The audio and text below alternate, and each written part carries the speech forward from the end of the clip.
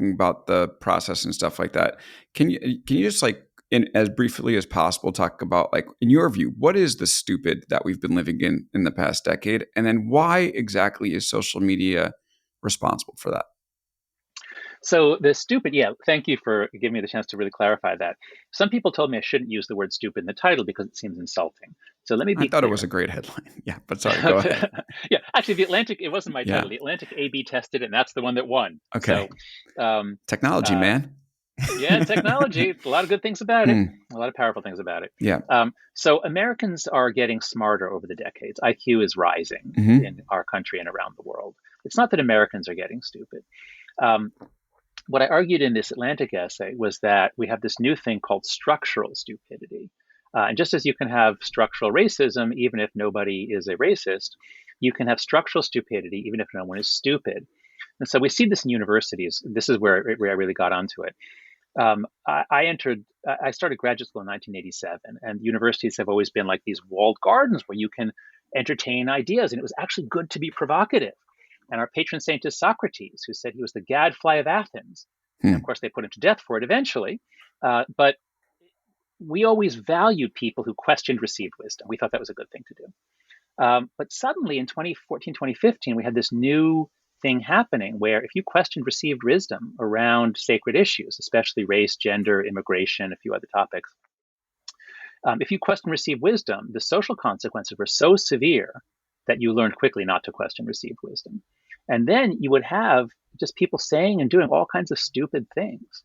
Um, so I saw that in the academic world, just people failing to make the most basic social science observations about base rates, about other causal factors. And that started in 2015. It really hit us hard in 2015. We got really stupid, and we implemented all these policies that backfire, and we just keep using them. Mandatory diversity training, uh, all these things we did in response to protesters that don't work or that make things worse. And then around 2017, 2018, these ideas leaked out from universities into journalism, a bunch of other areas. In part because you guys hire people from our elite universities, they bring these bad ideas with them. Hmm. But what they're really bringing with them is that a small number of young people use social media not to make arguments, not to respond to arguments, but to destroy anyone who contradicts their sacred values. And that's what makes a group stupid. If journalists refuse to cover the other side, and you hear this among young journalists, why should we give a platform to the other side? I'm not going to interview people on both sides of this question. Then journalists get stupid. And so that's what I meant by structural stupidity. And now, why is social media responsible for this structural stupidity? I mean, the Oh, because yeah. Well, okay, go ahead, and then we can talk yeah, about it. I mean, look, if we lived in a place where people could just literally stab you with a knife Hmm. if you said anything wrong, we'd all be walking on eggshells, and we wouldn't ever want to offend. And but we don't live in that world. If somebody stabs you with a knife, then they're going to go to jail. So that's not an issue. But having your relationship ruined or damaged, being publicly shamed or called names, um, is really scary for people. The Romans observed that people were often less afraid of death than they were of of social slandering and social ruination. And so, what Twitter in particular, Twitter's the worst here, but it's also on Facebook and Slack and other channels.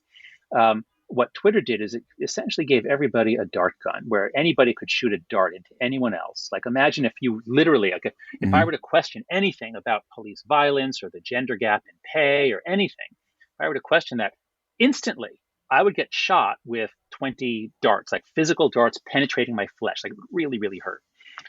I'd be very careful what I said about any of those topics. And that's I'm arguing that's what happened. Social media gave everybody a dart gun, and as a result, because most people don't want to shoot anybody, but the far left, the far right, trolls, a few groups of people shoot moderates in their institutions, and they shoot the leaders of the institutions. So that's why we keep saying, why don't the university presidents stand up for academic values? And they rarely do. Why is that? Because they get shot full of darts. Right. And I thought something that was interesting in your story was talking about like who's actually, the ones that are sharing on social media. I think this is the right step from your story.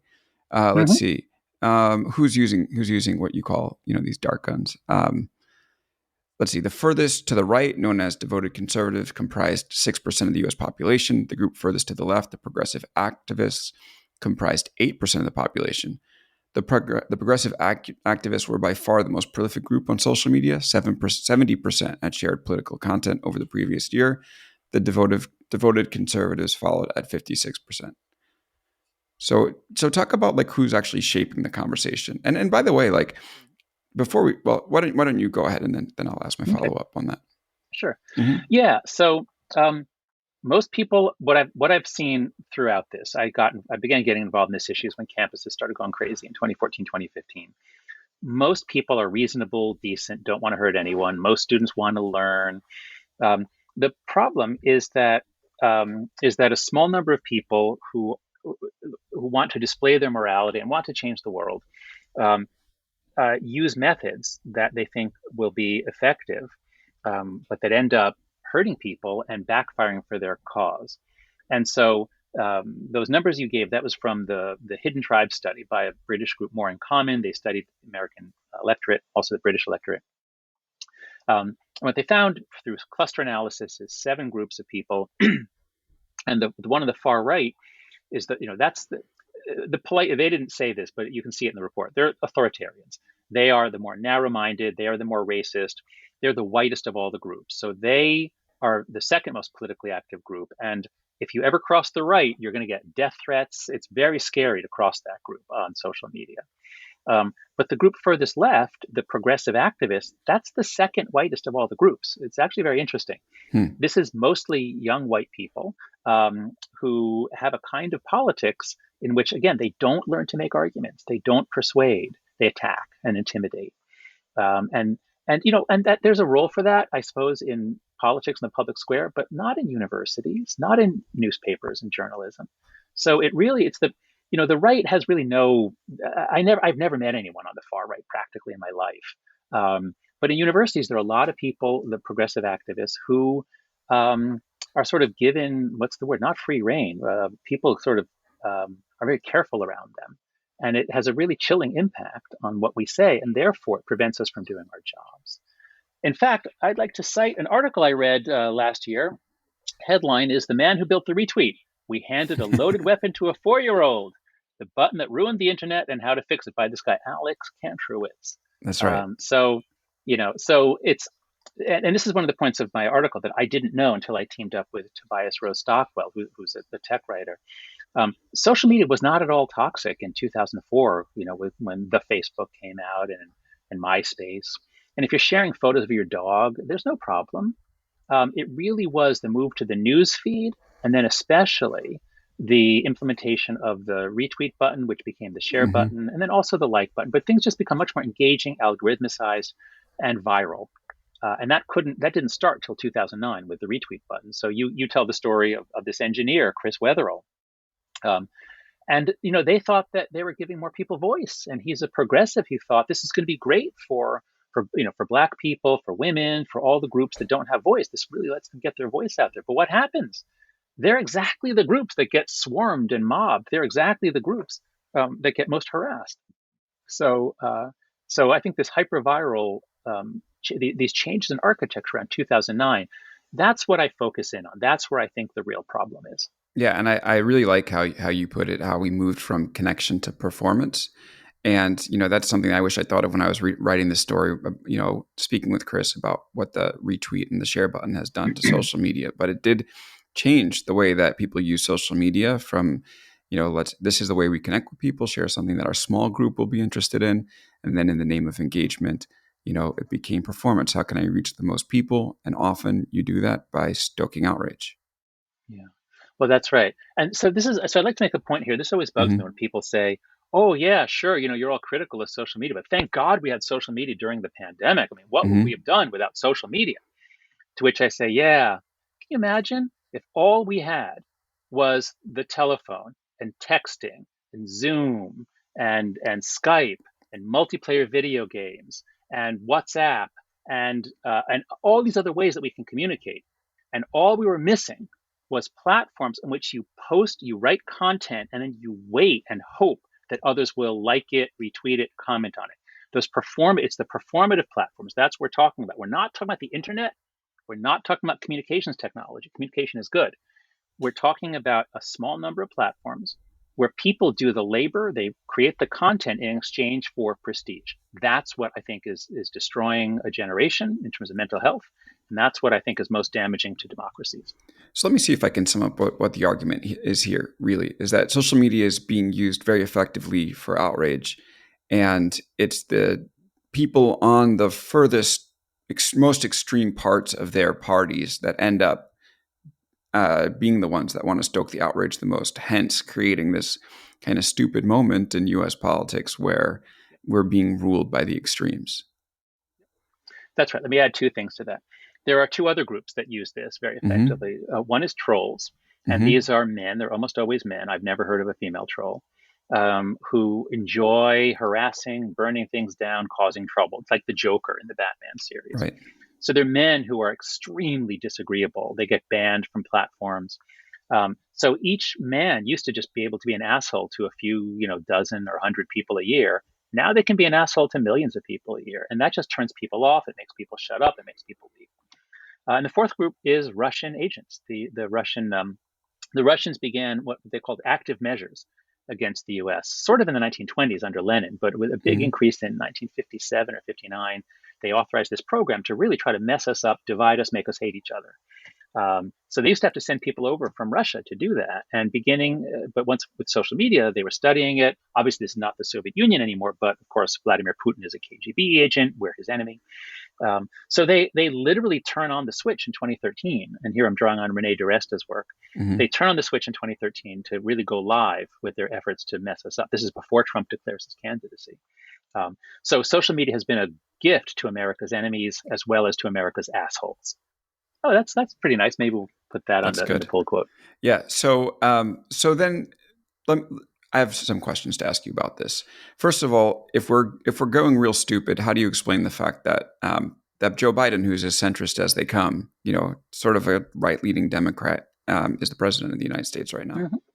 and Sure. crushed Trump in So the popular vote? yeah, no, that's right. So this is like I think one of the most important things, one of the most important points in my Atlantic essay, which I think nobody has picked up on or commented on, is the asymmetry between the stupidity on the right and left.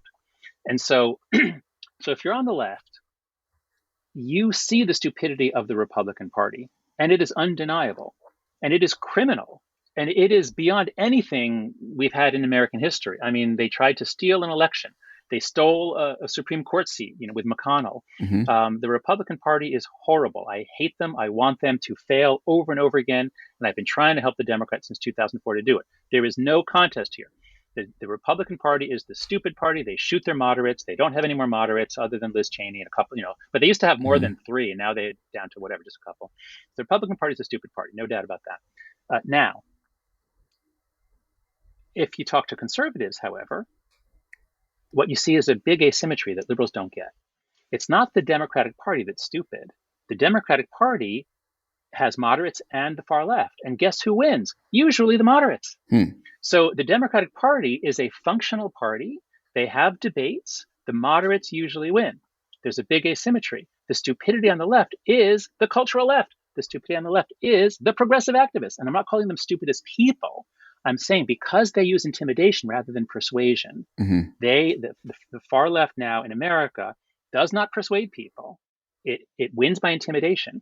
And you can do that. You can take over a school board. You can take over a company. You can cause your company or your school board to say all kinds of crazy things until Election Day.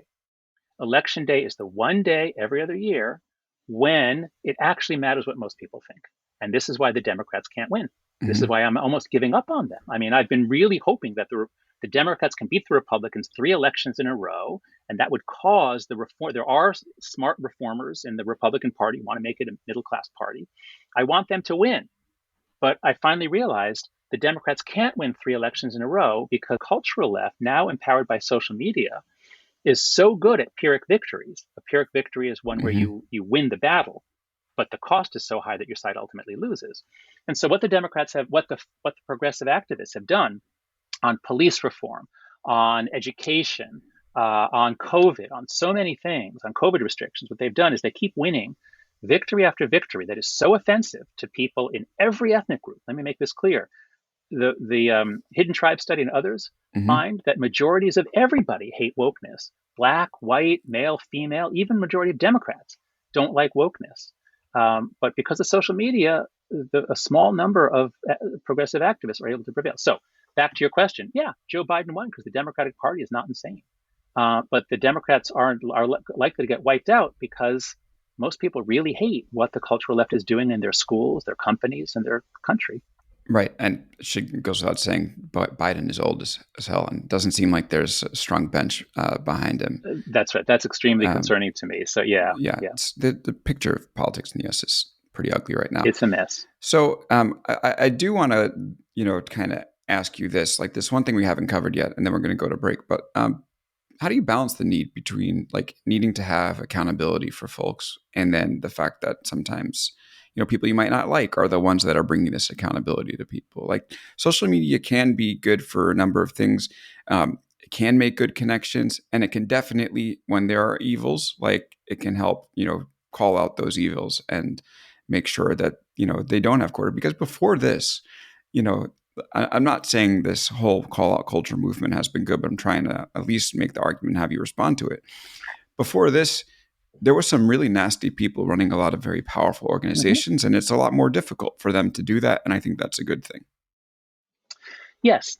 So let's talk about accountability. So I'm a professor in a business school. In fact, my formal title, as you said, is Hmm. Professor of Ethical Leadership. One of the things that we always cover in my classes here at Stern is whistleblowing. It's very important to have a procedure so that if there are violations of rules, if there's exploitation, if there's crime, um, you have to have a way to report it. You have to have accountability. If you don't have accountability in an organization, you'll have corruption. So I totally agree. Um, Now let's think about how you should have accountability. Is Twitter helpful in accountability? Is a world with Twitter, is that a world that has more accountability? Well, in a very crude sense, yes, because anyone, rather than just putting an anonymous tip in the anonymous tip line, anyone can call out anyone publicly from behind a fake name. Is that really accountability? Well, that is accountability that is as unaccountable as you can imagine, where anyone with a grudge against anyone can call out anyone, accuse them of anything, no context, no proof, no accountability for the caller outer. So I think what we're seeing is that this is a nightmare. This does not bring us a world of justice. This brings us a world of fear. Hmm. Um, I also often hear what you said, like, oh, without Twitter and Facebook, how could we have had the Me Too movement? How could we hold anyone to account? Well, blogs, YouTube videos, Hmm. email chains, like it was really like if Twitter and Facebook had never been invented, it's really easy. If you want to call out wrongdoing, it'd be really easy without those. And at least there's more accountability if you have to write a blog post, or even if it's anonymous. The fact you have to put in the effort to write a blog post. Hmm. Whereas 240 characters, no accountability, accuse whoever of whatever you want. So I think that the principle, the need for accountability, is a good one. But if we think consistently about it, we want accountable accountability, not witch hunts where whoever makes the most accusations gets the most prestige and the most safety from being accused themselves. Right. And a lot of the big stories from the Me Too era didn't really originate on Twitter. They resulted from reporters actually getting sources to come on record. So, Exactly. That's right. however, I Yeah. will say So as there long as have been, journalists, yeah, I as long, mean, as long as journalists are doing their job yeah, and people have access to journalists, and now of course it's easy for journalists to get the word out. right. So yeah, we've had accountability and tech has helped with that. Jonathan Haidt is with us. Haidt is with us. Got it right this time. Professor of Ethical Leadership at New York University Stern School of Business, author of Coddling of American Mind. And you could check out his story, Why the Past 10 Years of American Life Have Been Uniquely Stupid, in The Atlantic. It's also linked in the show notes. We'll be back right after this. And we're back here for the second half of Big Technology Podcast with Professor Jonathan Haidt. Welcome back, Professor. You spoke in the first half about Russia's influence here. I was, as a reporter, pretty close on a lot of these stories after the 2016 election. I'm beginning to think that it might make sense to minimize the impact that Russia and potentially China can have. There's a section in your story why it's about to get much worse, but we haven't really seen that much evidence after the platforms were caught flat-footed with the Internet Research Agency in the 2016 election, which was definitely bad and impactful, that they've been successful in actually working to manipulate the American public. And I think the arguments that you make about outrage um, Hmm.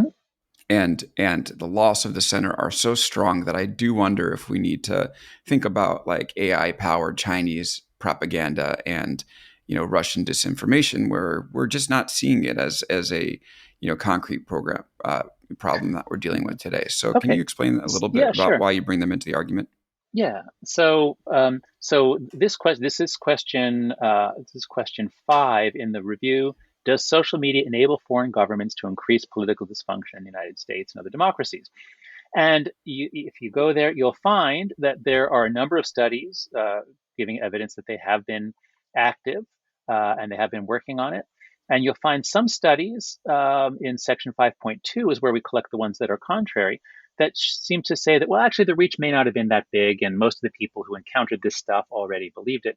So, so if you operationalize it as the effect on the average user, what percentage of, let's say, Facebook users are actually influenced by Russians? And it's, I don't know what the number is, but it's not 10%.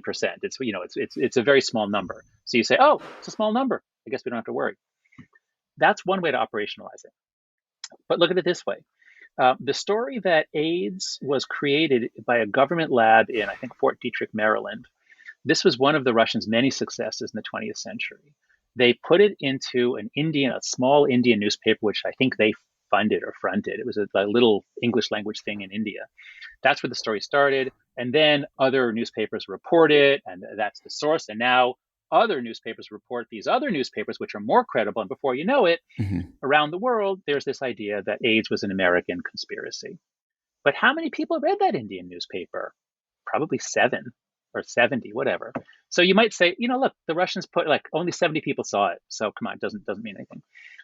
So given the incredible virality of modern social media, the fact that only a small number of extremists are directly exposed to the Russian fake information is not the end of the story. When you trace out how stories flow and what happens, then they can have a big impact. And the fact that we now live in a world in which any random kid, some 18-year-old in upstate New York or in Texas, can be motivated by things they read on an extremist site to go shoot up a black supermarket. Yeah, very few people go to those sites, but those that do can have a huge impact. So again, I think it's important to know that the direct Russian posts don't literally reach lots and lots of Americans, but it doesn't mean they're not having an impact. The big finding, the failure to find Russian collusion just means Trump wasn't working with the Russians. I do believe that, Mm-hmm. but they have been trying since the 50s and even the 20s to do exactly what social media is doing. They have been trying to make us believe that America is a deeply racist, anti-Semitic country, and I think so. And that's just the Russians. The Mm-hmm. Chinese have much more focused interests. Of course, they want us to think well of China. They want to suppress anyone who criticizes China, and they're probably in the long run a lot more competent and capable and persistent than the Russians. So I think it would be naive to conclude that there's not a major national security risk. Yeah, the risk is there. The question is, have the platforms done a good enough job at handling this? Because after the blow up with the Internet Research Mm-hmm. Agency, like the ability to message, the ability to buy ads in the political campaign is far more restricted than it has been. Although I did read Yeah, this no, that's good. story. Yeah, there was a story recently that Mark Zuckerberg doesn't seem to care about this as much as he does virtual You know, I, reality. So, Yeah, I read An Ugly Truth, that biography of right. Facebook. I forget the name of the authors, but it's by Sheer Finkel journalists at the New and York Times. yes, Celia Kang. Yes, Yeah. thank you. So I read that, and that covers that in great detail. And Hmm. so if you imagine a major arm of Russian intelligence that is devoted to this full time with a lot of funding, and then you have this one office in Facebook, headed by a guy who seems, very, I forget his name, but, whatever the head of security was, he seems to be working very hard.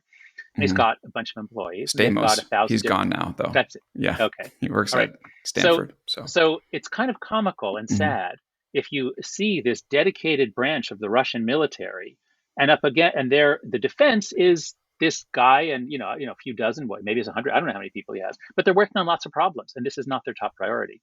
So no,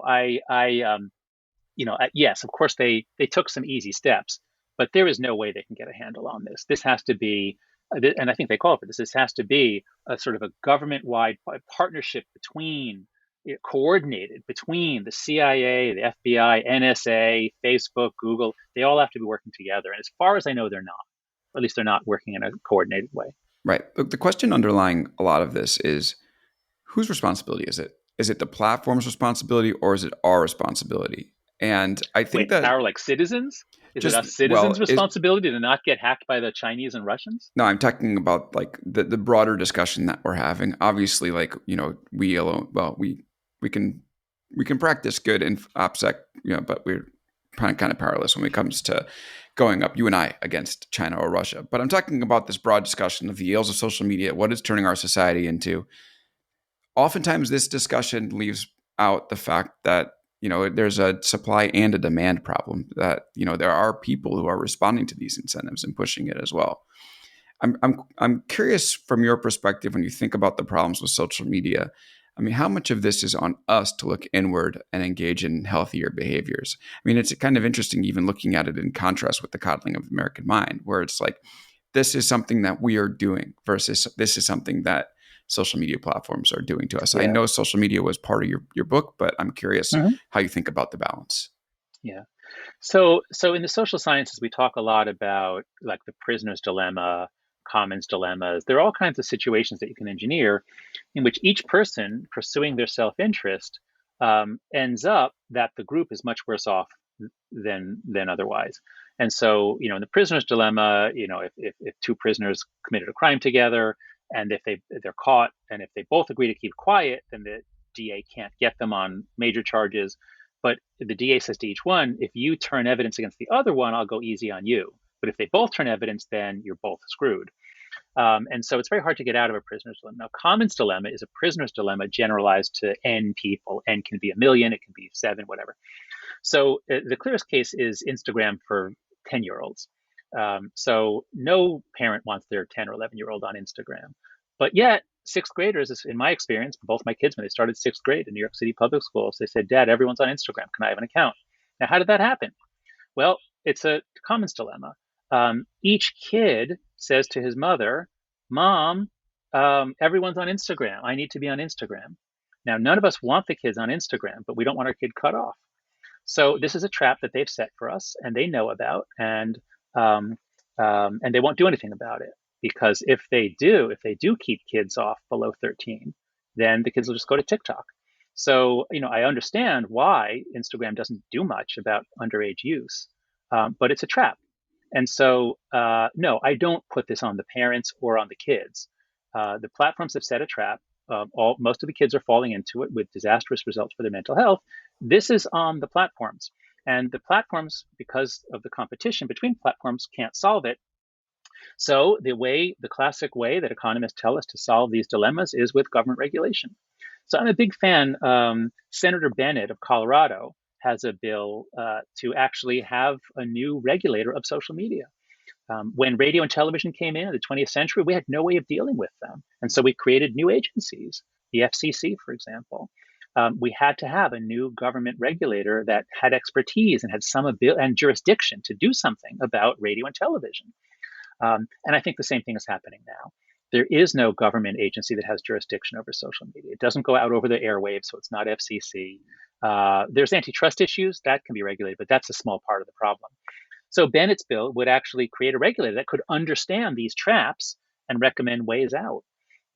So until we have, and as long as people are in a trap like that, I don't put any blame on the people. I'm very reluctant to tell adults what to do if they're not being tricked. But I'm very reluctant to have the companies telling my children, or at least luring my children into traps without my knowledge or ability to stop it. So I do think we need government regulation here. Right. And that's children mental health. But we talk about the degradation of democracy. Like, here's another study that I think Professor Brendan Nyan had, where he said he found that this is from the How Harmful is Social Media? It's a story in a New Yorker. He said he found that almost all extremist content is either consumed by subscribers to the relevant channels or encountered via links from external sites. Now, of course, we Mhm. understand that the folks who are extremists, like, they are the ones that are like committing lots of the crimes, like you mentioned earlier in the show. However, like, again, like, is that a social media problem or is that an extremist problem? Well, it's there are always extremists, there are always conspiracy theorists, there are always people who are so motivated by their political values that they want to kill other people. Um, and social media makes it easier for them to find each other. So, I divide things up into like the growing pains of any new technology Hmm. and the harms that are not necessary, or the harms that are things we really need to focus on. So put it this way: um, the, the internet. It's so important to always distinguish between the internet and social media. Hmm. So the internet is the greatest boon to mankind since electricity or fire. I'm not sure which. Hmm. And of course, the internet makes possible all sorts of bad things as well. Those I consider to be growing pains. When automobiles came out, a lot of people got killed. But we gradually got better regulation of automobiles, and now the death rate is way lower than it was even 30 years ago. And the same thing is going to happen with the internet. Um, so if it's the issue of extremists finding each other, that is intrinsic to the internet, and especially as things get encrypted, there's no way to stop that. But at the same time, there are tools, there are things that really, really help extremists for no good reason. And Facebook and other platforms, their unwillingness to verify people or vet them, their willingness to allow anyone to create hundreds of fake accounts and use them however they want, that's really unnecessary. Now, I say however they want. Obviously, if you make death threats, you'll get shut down, but you just open another account. Hmm. So I think that the original idea, let's just let everybody connect with everybody, let everybody, it'll be great. It'll be like John Lennon, imagine there's no distinctions, no walls, no nations. Well, that's working out really, really badly. So badly, in fact, that I think that American democracy is likely to fail catastrophically at some point in the next decade or two. Decade, it's very hard to predict the Hmm. future, but I think the way we're headed is a very, very bad direction. And so I think we have to revisit these original libertarian and progressive assumptions about if we just let everybody online to do whatever they want, unverified, fake name, it's going to be great. Okay. And, this is a show where we like to talk about solutions, not just the problems. So I'm glad you've gave us this beautiful segue into the solutions part of it. One of the things that you bring up in your piece is authenticating people so you can't just be anonymous. Now, um, I brought this up recently and I kind of got hammered over it. I think it's a Oh, of good course. idea. And I guess that's this is going to prove your point. But the counter argument to this is that if you do have to authenticate people, then you're going to end up with a lot less activists. You'll end up with authoritarian governments demanding that data. I actually wrote another story the same year as the retweet story about how two gentlemen with ties to Saudi Arabia worked for Twitter and ended up passing along information to an organization close to Crown Prince Mohammed bin Salman in Saudi Arabia. So you do run that risk if you're ending up tying every account to a phone number or a license, whether that's public or not. So what's your thought about that? Sure. So first, thank you. You're one of the first interviewers who has understood that authentication does not mean using your real name in public. So if you go to if listeners go to the Google Doc and go to section 11.2 user authentication, we lay out how there are 5 different levels of authentication. Hmm. Level 0 is nothing. That's what we have now. Not anyone can do anything as much as they want. Level 1 is what Elon Musk tweeted: authenticate humans. You just have to prove you're a human. You have to pass a hard CAPTCHA before you can start an account. So that's at least something that would cut Hmm. down on the bots. Um, Level 2 is authenticate unique identity once and untraceably. And this would solve the problem you're talking about. You just have to prove that you're a person once, and then whatever this third party authentication thing is passes back to Facebook or Twitter, whatever. Like, yes, this is a real person. And maybe what I'd like to see is this is a real person and they're over 18 and they're in a particular country. But there's no record kept of it, just that they passed this check. So now there's nothing, even if that thing got hacked, all it would be is, yeah, there's a person, but I mean, it's easy to tell that John Haidt is a person, Hmm. and in America, like there's no big secret there. So, um, so level two authentication would be so much better than what we have now. And we have examples here, humanid.org and WorldCoin. So there are multiple. Look, the tech industry is brilliant. They come up with a lot of different ways to solve these problems. And so Hmm. humanid.org and WorldCoin, those are two that would work for level two authentication. Um, Now, level three authentication is what you're concerned about. This is where you have authentication by a third party who keeps the information. Um, and so that I understand could cause problems. And so I'm suggesting that we look into this. I'm not saying that the federal government should mandate level three for any platform that gets Section 230 protection.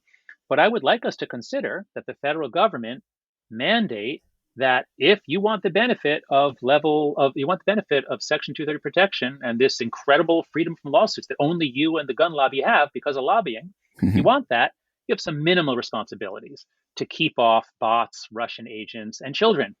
And so I think level two authentication, it wouldn't solve the problem, but it would make it a lot better. What do you think about that? I like that.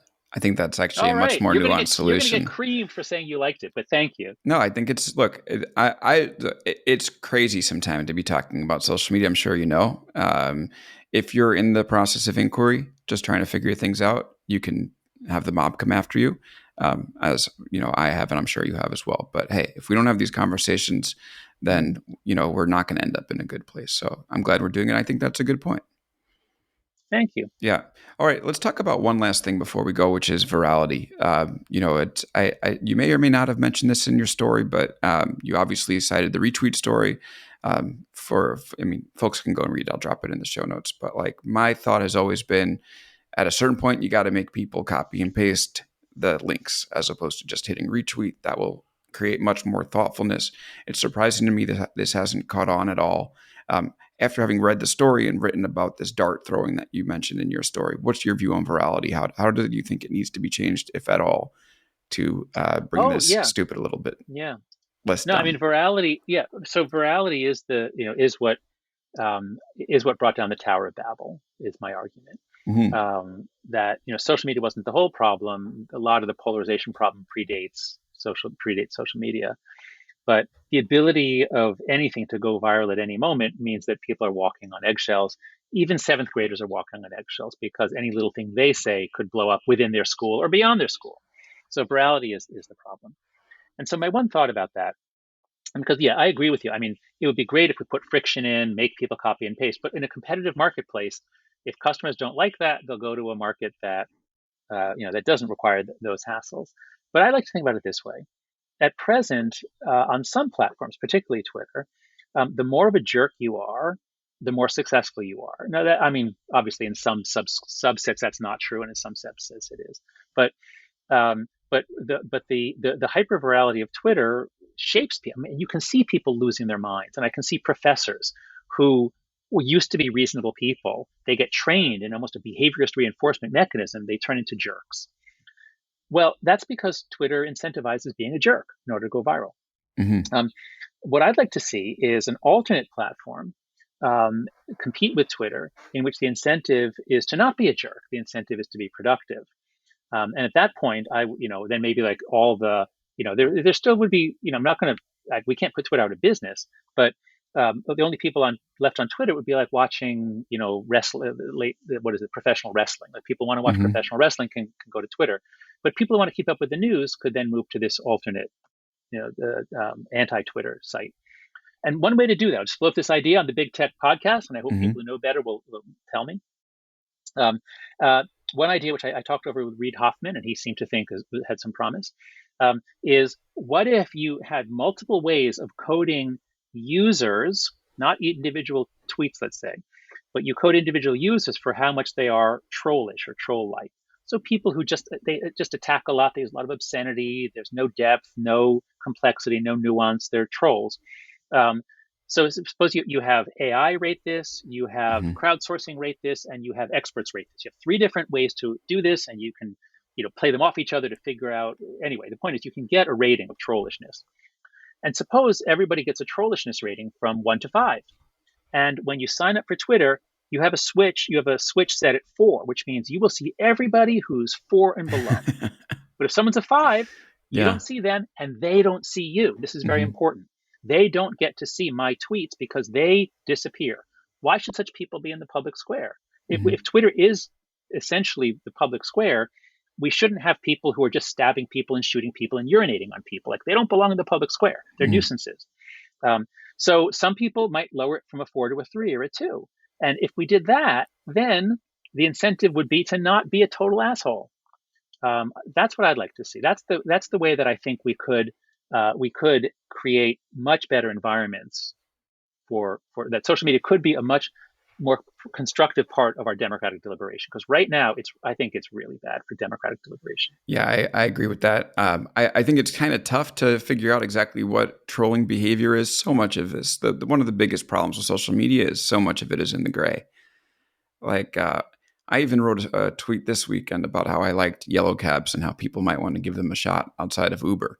And, it's kind of like, it was a joke. It was part critique of the, messianic Yeah. visions of these tech companies, Mm-hmm. partly a troll. So anyway, but I think it's But a yeah. good inclination. We there's got to be a way to improve what we're seeing right now, because the things that we've talked about, the fact that the extremes are controlling these platforms, that it's just a home for outrage and trolling, that and people can probably feel this for sure. But when you go on Twitter, you almost always end up leaving feeling worse. There's got to That's be right. solutions to this stuff. That's right. Yeah. So I'd like to end. I know we're just about out Yeah. of time. So let me just end. I'm so pessimistic, but here's my Hmm. optimistic vision. Um, if we go back to the late '90s and early 2000s, we all thought that social media, the internet first, and then social media, was going to be an incredible boon to democracy, and of course it can be. Um, and if we think about all the range of possibilities that there are, if you think about almost like a complex dynamical system with a complex topography and all these different states, there is there is a configuration somewhere in the future in which technology gives us the best democracy that has ever been. That is possible, I believe. I don't know if we'll get there in 10 years or in 50 years. I don't think we'll be there in 5 years. Um, but there is a future in which technology gives us the best democracy, the best discussions, the best society that is imaginable. Now, the obstacles from here to there, we don't know how high the hill is or the mountain. We don't know if we can get there. But that's my hope, that the tech community, which is so creative and so brilliant, that's my hope, that more of them will put their minds to that long-term vision of how can tech give us the best democracy that has ever been, rather than what might happen is uh, pulling the rug out from under us and Hmm. having American democracy collapse. Yeah, I hope so too. And I can say that, speaking with the listeners to this show, the people who read big technology, the folks at the tech companies that I speak with, there's a lot of positive intent. And one of the things I try to remind people who listen or read is that we're really in the early innings here. I mean, Facebook's Yeah, 20 years yeah, old. The internet's going to be with us for a long time. But I like you mentioned, I hope we go in the good direction versus the bad. And I'm optimistic too. I think we'll get there. It's just, this is what happened after the printing press, right? 30 Years war. yeah. So are we in that? Are 100 we? Years War, I think. I Yeah, can't remember which was right. which, but it's going to be Something more, like maybe that. more than 30 years. Yeah. Yeah, Are we in there, or well, the nice thing about yeah. technology is the cycles move faster. So hopefully that's the optimistic note we leave on, is that Good the point. cycle moves faster. Professor, thanks so much for joining us. Can you want to shout out that URL that people can go to one more time, just so they're able to peruse and read all this stuff? Yes, all of my writings, my Google Docs, all of that is available at Jonathan Haidt, that's Haidt, .com/social media. Okay, great. Well, Professor Jonathan Haidt, thank you so much for joining us here on Big Technology Podcast. Thank you, Alex. Thanks everybody for listening. Thank you, Nick Gwatney, for turning the audio around, doing the editing, making this sound great. Appreciate you. Thank you, LinkedIn, for having me as part of your podcast network. And thanks to all of you, the listeners. Appreciate you coming back week after week. Stay tuned. Next week, we'll be back with another show with a tech insider or outside agitator. Thanks again, and we'll see you next time on Big Technology Podcast.